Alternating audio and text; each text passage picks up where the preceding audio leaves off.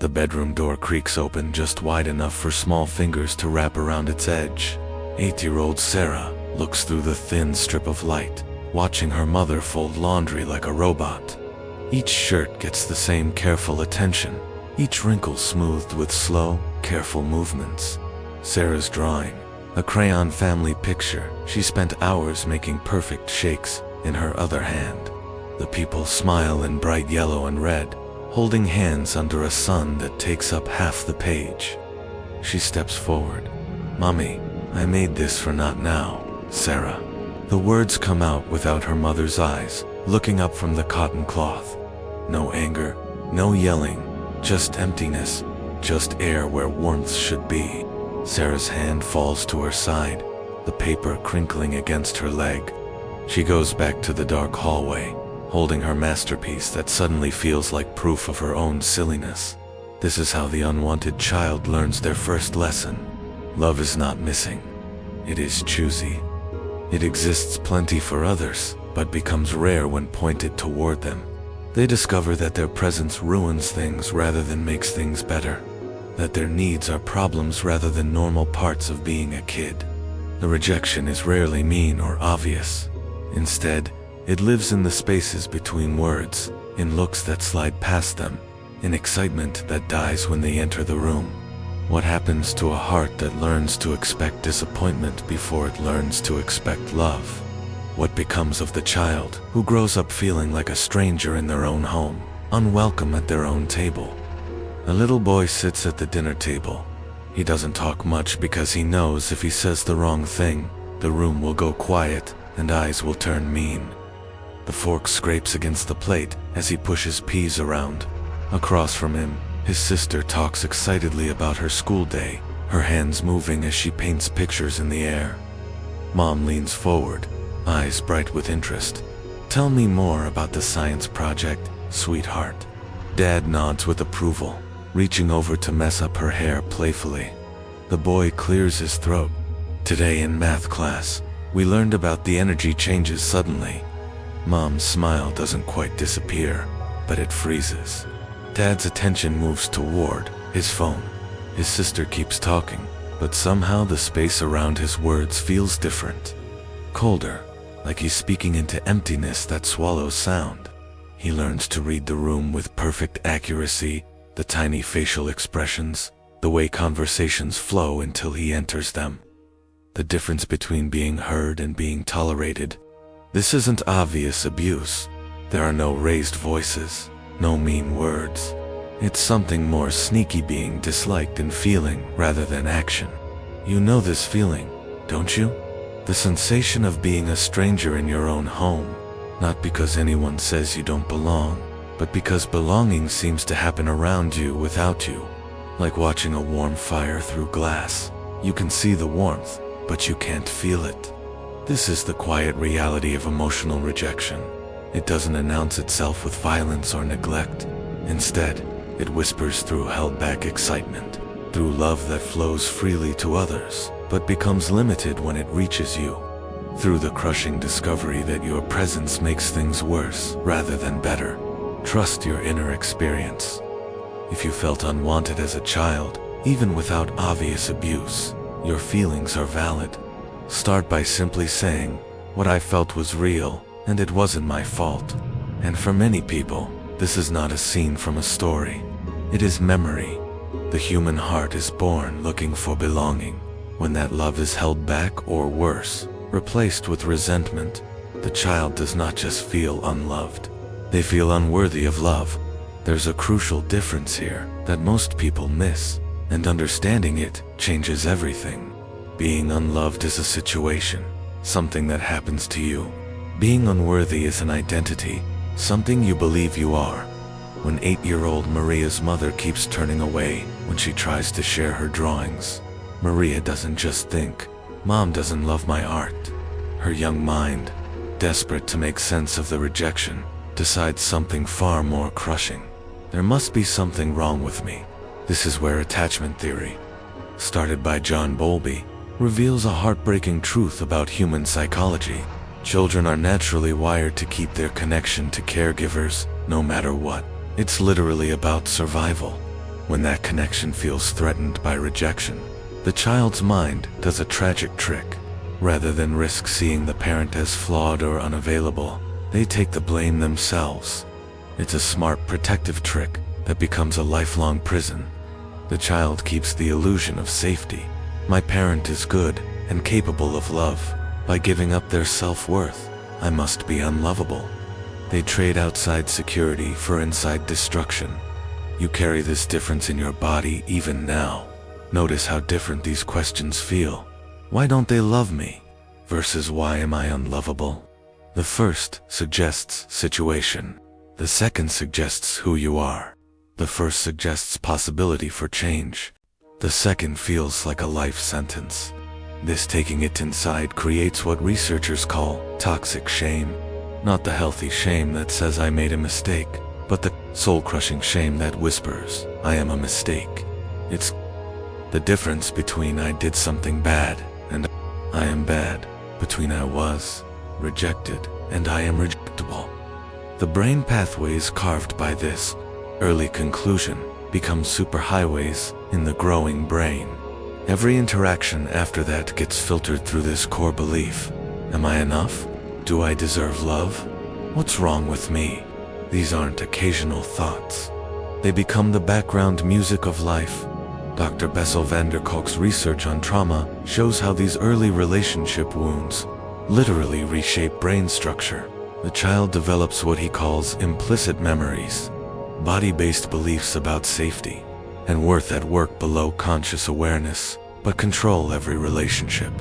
Perhaps you recognize this pattern. Maybe you achieved great success, earned degrees, built impressive careers, received awards, yet still find yourself lying awake at 3 a.m. asking those same childhood questions. Because achievement can't heal an identity wound.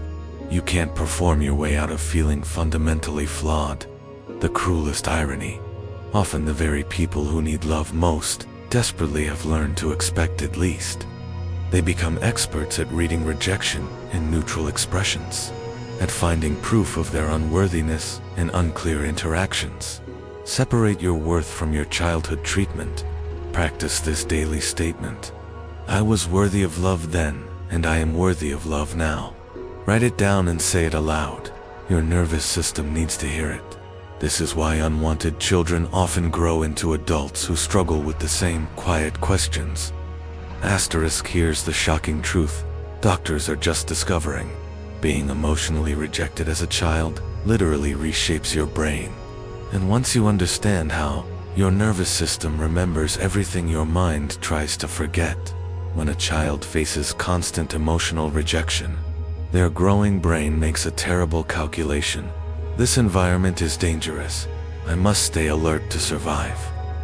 The amygdala, your brain's alarm system, becomes overactive, constantly scanning for signs of threat.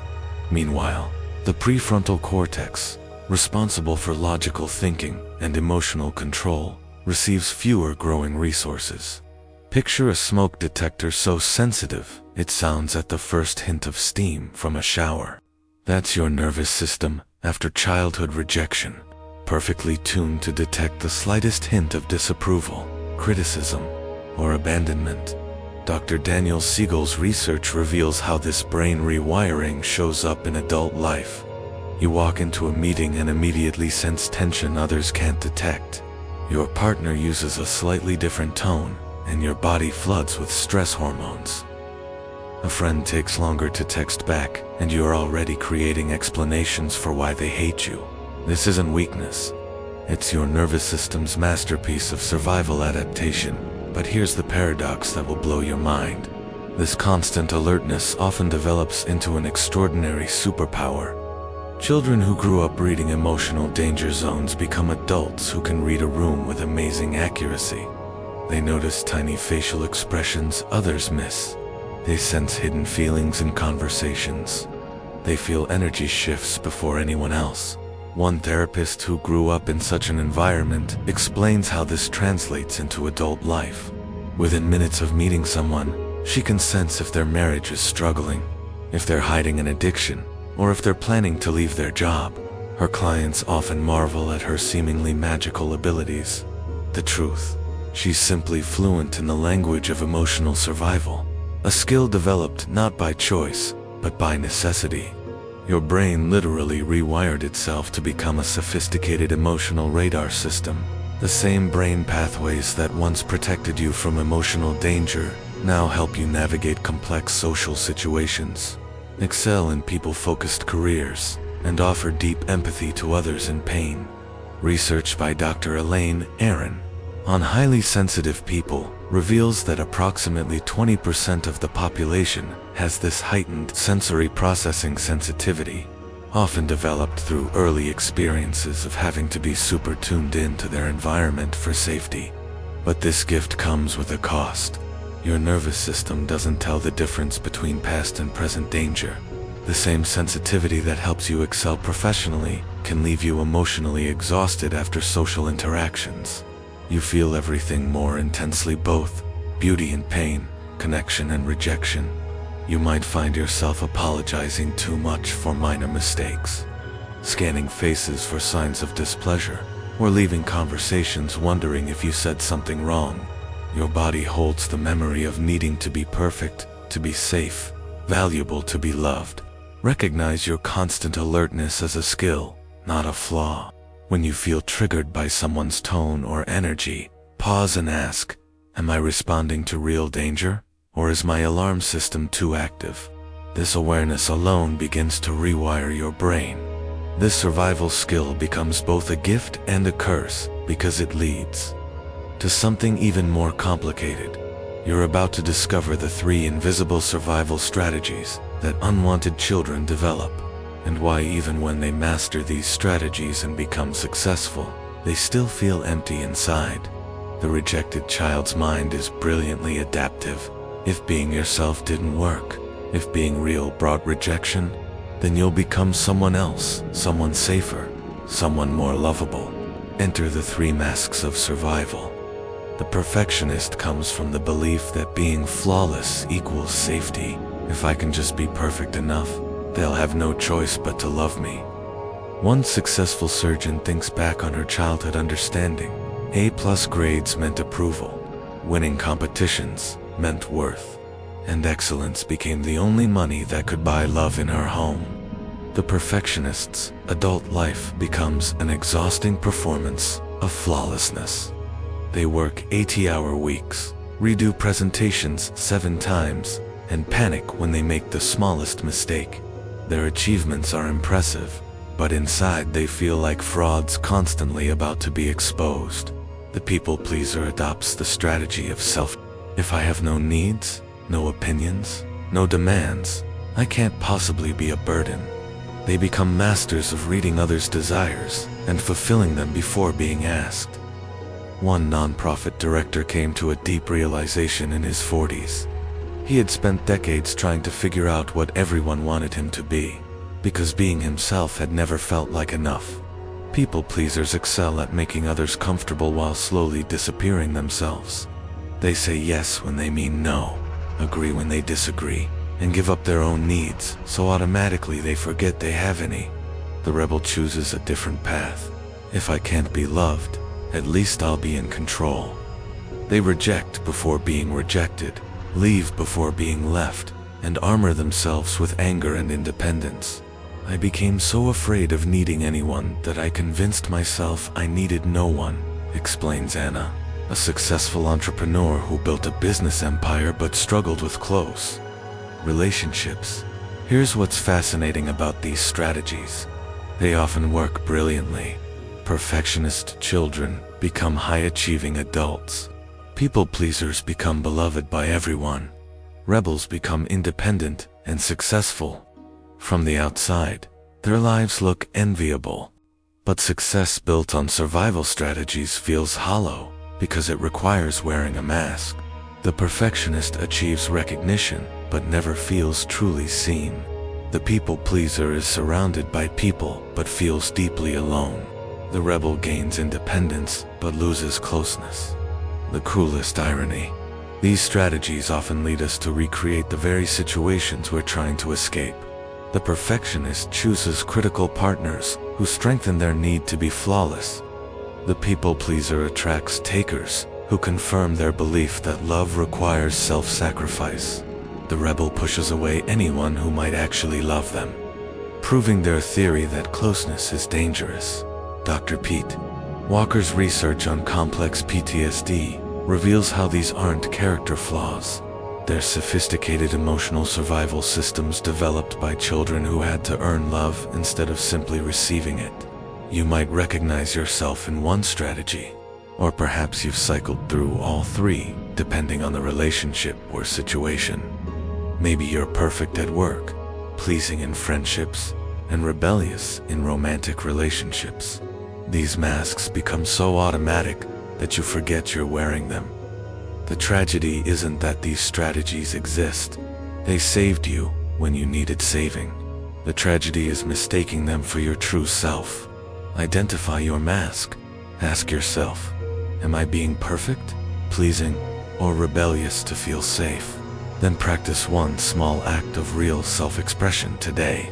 Share a real opinion, say no to something, or make a good enough choice instead of perfect. But underneath all these strategies lies the same wound. I was not accepted as I am. Why does this matter? Because silence creates repetition. Children who grow up rejected often learn not to talk about it. The pain hides, festers, shapes choices from shadows. It whispers in the selection of partners who feel familiar, those who hold back affection just enough to feel like home. It echoes in the way you speak to your own children when you're tired, stressed, or triggered. Watch how this unfolds across generations. The grandmother who never felt good enough becomes the mother who cannot offer unconditional love. The mother who learned that emotions were inconvenient raises children who learn to hide their feelings. The father who is criticized for sensitivity teaches his son that vulnerability is weakness. None of them intended harm. Each was simply passing down the only plan they knew. Dr. Gabor Mate's research reveals how trauma travels through families like an invisible inheritance, written not in genes, but in patterns of relating. Children absorb their parents' unhealed wounds through 1,000 tiny interactions. The way love is offered conditionally, the way emotions are welcomed or dismissed, the way belonging is granted or earned. This is how cultures keep emotional poverty going. When enough families operate from scarcity where love is limited, acceptance is conditional, and worth must be proven, we create societies that make the abnormal seem normal. We produce more unwanted children, not through cruelty, but through the simple absence of emotional safety. You see it everywhere once you recognize the pattern in workplaces where vulnerability is punished, in relationships where love becomes a deal, in communities where difference is threatening rather than enriching. But here's the deep truth that changes everything. Trauma echoes until someone chooses to stop the cycle. It only takes one person, one mother who learns to calm her nervous system before disciplining her child, one father who models emotional intelligence instead of emotional hiding, one adult who finally speaks the truth about their childhood experience. One mother discovered this truth in a moment of recognition. As she was about to snap at her 5-year-old for spilling juice, she heard her own mother's voice coming out of her mouth. In that instant, she realized she had a choice. This destructive pattern could stop with her. Breaking generational trauma isn't about perfection. It's about awareness. It's about developing the courage to feel your own pain so you don't unconsciously give it to others. It's about learning to speak the truths that your family kept buried in silence. Break the silence. Tell one trusted person about your childhood experience this week. If you're a parent, practice saying to your child, "I see you. I'm glad you're here. You matter to me." Words you may never have heard, but can now give. Trauma echoes until someone chooses to stop the cycle. But here's the hidden truth. The identity of the unwanted child is not the essence of the child. It is a scar, not the skin itself. Beneath the survival strategies, beneath the making up behaviors, beneath the brain pathways carved by early rejection, your original self remains whole. Wounded perhaps, buried certainly, but not destroyed. This is where the real work begins. Learning to parent the child, within you in the way you deserved to be parented from the beginning. Reparenting isn't a magical concept. It's a practical rewiring of your internal voice. Instead of the harsh critic that learned to keep you safe through you develop an inner supporter, one that offers comfort instead of criticism, encouragement instead of judgment, unconditional love instead of conditional approval. One architect in his mid-40s describes the moment this understanding clicked for him. When he made a mistake at work, he immediately heard that familiar, harsh voice. "You're such an idiot. How could you be so careless?" Then he paused and asked himself, what would I say to a frightened child who made this mistake? The answer came immediately. It's okay. Everyone makes mistakes. You're still learning. I still love you. That compassionate response became his new internal dialogue. The science behind this is remarkable. Dr. Rick Hanson's research on neuroplasticity shows that our brains remain changeable throughout life. Every time you choose self-compassion over self-criticism, you strengthen brain pathways of self-acceptance. Every time you validate your own experience instead of dismissing it, you build internal security. Step 1. Awareness journaling. Write down the voice in your head when you make mistakes, face criticism, or feel rejected. Is it kind or harsh? Whose voice does it sound like? What would you say to a beloved friend in the same situation? Step 2. Therapeutic relationships. Whether through professional therapy, support groups, or carefully chosen friendships, experience what Dr. Daniel Siegel calls earned secure attachment. You can literally rewire your nervous system through consistent experiences of being seen, accepted, and valued for who you are. Step 3. Boundaries as self-care. Learn to protect your energy from people and situations that replay your original trauma. This isn't about avoiding all discomfort. It's about telling the difference between growth edge challenges and re-traumatization. One woman who grew up with a hypercritical mother learned to recognize when she was unconsciously choosing relationships that felt familiar but harmful. She realized she was drawn to friends who constantly found fault with her because it felt like home. The criticism was painful but predictable. Learning to choose people who actually appreciated her proved more challenging than expected, as it required believing she was worthy of genuine liking. Here's what's extraordinary about this healing journey. The very wounds that seem to destroy you become the source of your greatest gifts. Your constant alertness evolves into deep empathy. Your sensitivity becomes your superpower in helping others feel seen. Your strength, forged in the fire of early rejection, becomes the foundation for helping others heal. The children who learn to read emotional undercurrents become the therapists, teachers, and leaders who can sense what others need. The ones who survived emotional starvation become the most generous with emotional nourishment. The ones who felt unseen become the most skilled at truly seeing others. This isn't consolation prize wisdom. At least something good came from your pain. This is recognition that human beings have an extraordinary capacity to transform suffering into service, wounds into wisdom, scars into strength. You are not broken. You never were. You are a survivor whose nervous system adapted brilliantly to impossible circumstances. Now, you get to choose. Will you remain trapped in survival mode, or will you step into the fullness of who you were always meant to be? Start reparenting today when you make a mistake or feel criticized. Speak to yourself as you would to a hurt child. It's okay. You're learning. I still love you. Practice this self-compassion for just 5 minutes daily. It will literally rewire your brain over time.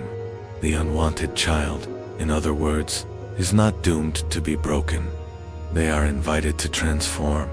So let us return to the image we began, with the little boy at the table, staring at his plate, feeling invisible. Perhaps that boy is still within you. Perhaps that girl still waits to be seen. You now understand what that child could not. The rejection was never about who you were. It was about their capacity. The love that was held back was not a reflection of your lovability. It was a reflection of their limitations. From Aristotle to modern brain science, one truth remains constant. Humans are wired for belonging. The need for connection isn't weakness, it's biology. When that need went unmet, you didn't break, you adapted. But now you face a different question. Not, why was I unwanted? But what kind of life do I now choose to build? If you see that invisible child in your mind's eye, whether it's you, your own child, or a child you know, look at them. See them. Tell them what no one else did. You are worthy. You are enough. You belong. You exist. Therefore, you matter. This isn't philosophy. It's fact. Your worth was never dependent on their recognition. It was built in from your first breath. The unwanted child is not truly hated. They are waiting for someone, perhaps even themselves, to finally say yes. Yes to their existence. Yes to their feelings. Yes to their right to take up space in this world. Your healing journey starts with one choice. Will you continue to see yourself through the eyes of those who couldn't love you properly? Or will you begin to see yourself through the eyes of compassion? The choice is yours, and it starts right now.